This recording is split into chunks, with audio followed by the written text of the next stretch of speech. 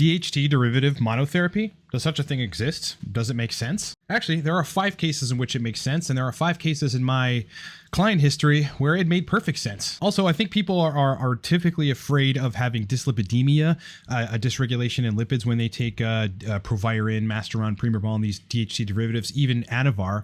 And yes, these things can induce them, but that's usually in the context of TRT plus a DHT derivative. There are actually studies on 12 months of use of Massterilone or Proviron, which is basically synthetic DHT, not modulating lipids negatively at all. This is a year straight on high doses of Proviron. DHT derivatives, specifically Massterilone, have a lot of positive effects on fertility.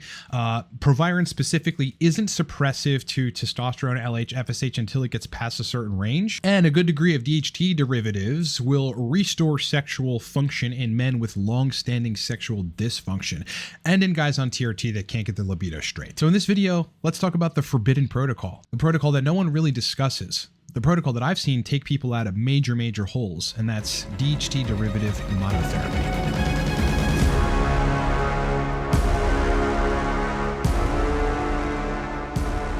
All right, guys, discount codes this week on product. 20 now saves you 20% off Supercharge, dopamine, and Nootropics Mastery. Cortex Stack, 25% off fast onsetting stimulant. Code for that is 25 Cortex. Torque Stack, most purchased stack on the web. Motivation, verbal fluency, mental energy, focus, 35% off. Code for that is 35 Torque. Lastly, I'm a coach on TRT, sexual dysfunction, libido optimization, host of other things. You can hire me in under a minute at livecortex.com.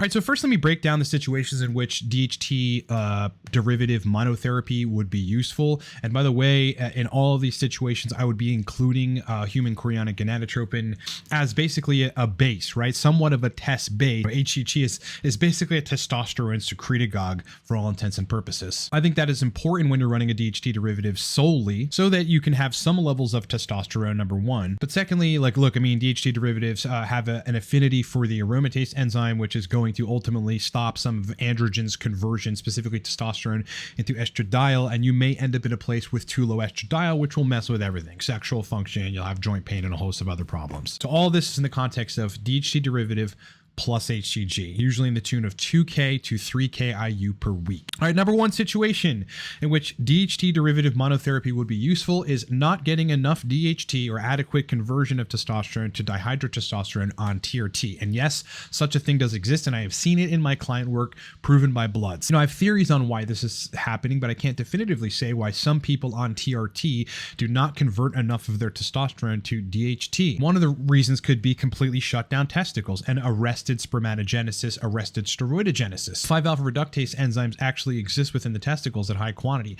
HCG stimulates that 5-alpha reductase activity and fosters more conversion of testosterone into DHT. This is one of the reasons in my hypothesis that HCG helps libido for men that are on TRT. But there could be plenty of other reasons. Maybe someone took finasteride, right? And their 5-alpha reductase enzymes have not recovered post taking it. Situations in which 5-AR is completely downregulated, like in the second example here with elevated prolactin for considerable periods of time. Anyway, client work of mine, as well as some anecdotes out there, have proven to me that some people do not convert enough of their testosterone to DHT on TRT, no matter the dose, even if it's cream. And in those cases, DHT derivative monotherapy has been very effective in rejuvenating sexual function and giving people what they need as far as androgens go. Number two, and I alluded to this just prior, this is like a rare instance, but it has happened to me in my client work, and that is a case of a male with a prolactinoma. Prolactinomas are pituitary tumors that secrete prolactin in excess. Prolactin numbers usually go between 200 and 700 nanograms per milliliter. That's very elevated prolactin. And in these cases, you have direct inhibition of 5-alpha reductase. So you will not be converting enough of your testosterone into DHT. You're also having an inhibition of gonadotropin release, so you're not even really going to be making a lot of testosterone to begin with. So in these cases, interestingly, so I've had clients where they were on cabergoline, which is the normal treatment for a pituitary adenoma that secretes prolactin. Cabergoline started to take the prolactin down. Testosterone really wasn't rising all that much, and they wanted to go on TRT. But, and there's also cases in the medical literature around this, aromatizable androgens made the situation worse. Number one, didn't improve the sexual dysfunction, but number two, fostered growth of the pituitary adenoma and continued elevations of prolactin, even in the presence of a strong dopamine D2 receptor agonist like cabergoline. There's actually a case in the literature and this is probably what happened with my client, where they became cabergoline resistant on aromatizable androgens, right? And the reason that this happens is because of testosterone's conversion to estradiol, which actually through a pathway on the pituitary stimulates lactotropes to produce prolactin. In this case, we used Mastarolone. So my client that had a prolactin, I've actually had 2 clients with prolactinomas, oddly, but one of them we used Mastarolone, which is Proviron, and that was able to regain the sexual function back. And they also started responding to cabergoline again in terms of lowering prolactin. How did that happen? Well, there's not an aromatizable androgen in the picture. There was base level HCG. We had to be really careful in this case. It was 1500 IU a week, but with no major aromatizable androgen, then prolactin wasn't constantly being triggered by the aromatization of testosterone into estradiol. All right, so you got 2 different problems with prolactinomas or high prolactin for a long time. First, you got reduction of 5-alpha reductase, the reduction of conversion of T to DHT via downregulation of the 5-alpha reductase enzymes. And then you got aromatizable androgens that are basically making the prolactinoma worse. So in this case, Mastarolone or DHT fixed the problem. What was the drug to use to get alleviation from the sexual symptoms as well as to have the guy respond to cabergoline again? Thirdly, sexual dysfunction induced by SSRIs or 5-alpha reductase inhibitors. The mechanisms are different between these drugs, certainly. Ultimately, in the end, the only documented recoveries, both in my client work as well as on the web, documented recoveries of post-SSRI sexual dysfunction have been with steroids. Some people gotten better with running a short cycle of testosterone, PCTing with Clomid, and then leaving it alone thereafter, and then they were better.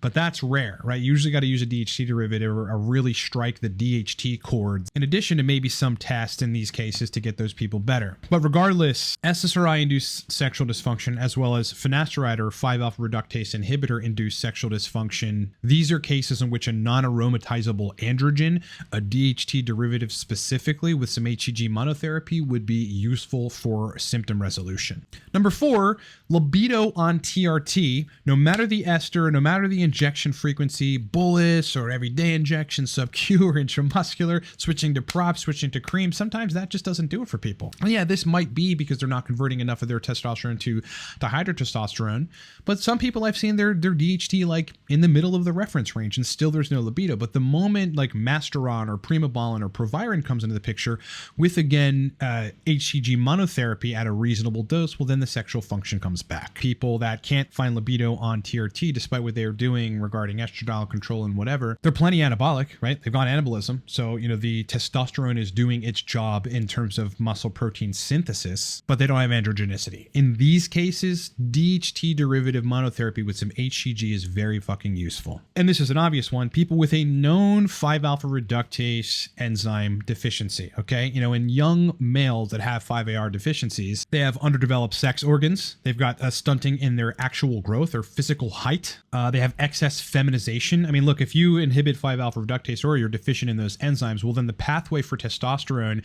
in terms of metabolites can only really be one thing, and that's aromatization into estradiol. So DHT derivative monotherapy is actually very effective for people that have 5-alpha reductase enzyme deficiencies, actual documented deficiencies that they've run HCG stimulation tests on, and the testosterone to DHT ratio was highly skewed in favor of testosterone, indicating a 5-AR deficiency. Let's quick talk about some of the literature on this, because people are typically worried about DHT derivatives and how they're going to affect lipids. This is a paper that is titled Plasma Cholesterol, Triglycerides, Follicle Stimulating Hormone, and Testosterone Levels on Normal Lipemic Male Patients with Decreased Fertility Treated with Mastarolone. Okay, that's Proviron. They go, there were no changes in plasma cholesterol, triglycerides, FSH, and testosterone levels of 24 healthy men treated with Mastarolone for infertility during the period of 6 months. So you got 6 months of guys running 75 milligrams a day of Proviron that didn't have any effects on plasma cholesterol, triglycerides, FSH, and testosterone. Now look, this is going to be hit or miss, and I don't know, maybe the differences between people are things that we can't quite understand or we can theorize about,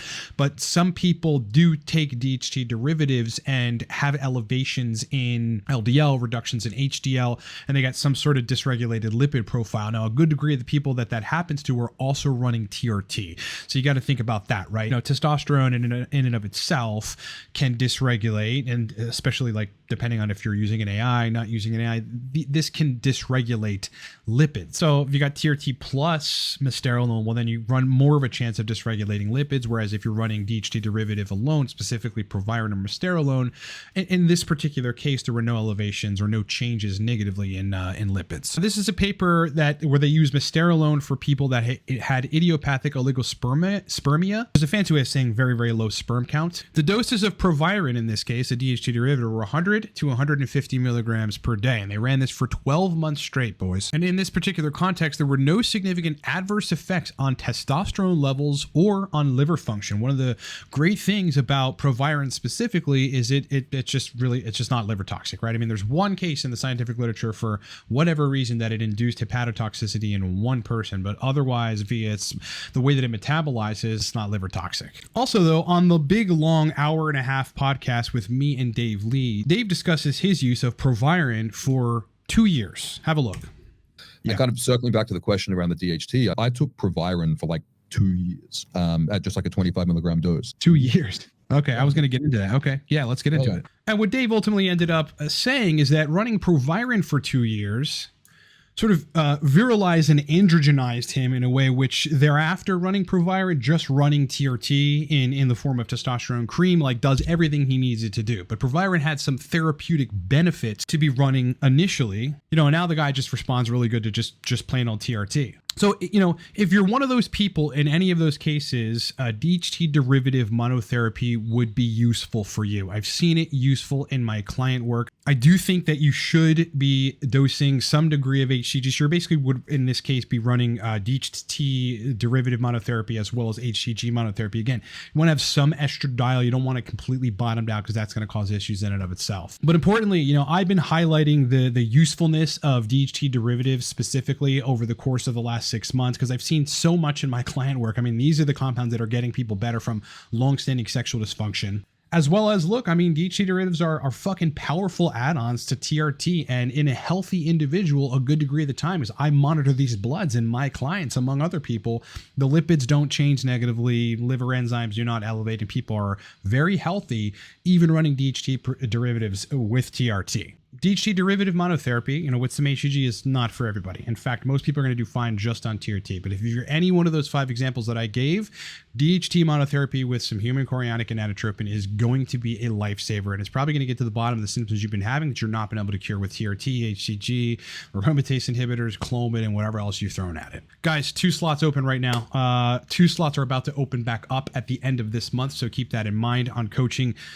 3-month program, 6-month program, 1-year program. This is where we get a lot of large-scale changes done. You're working with me daily. I'm checking up on you. I'm looking at your labs. I'm developing you protocols. Full-on design of protocols that target your issues with these larger programs. Book me at livecortex.com. Cortex Stack, 25% off. Code for that is 25Cortex. Torque Stack, 35% off. Code for that is 35Torque. And our website is littered with useful video courses and digital guides regarding nootropics, brain performance, TRT, and a host of other things that you can get and download in under a minute. All right, boys, it's been great hanging out with you. Hope you have a great day. Hope you're having a great week. Much more content coming later on in the week. Live stream this Saturday at 9 a.m. Eastern time. It's hump day, baby. All right, we're halfway there. Later.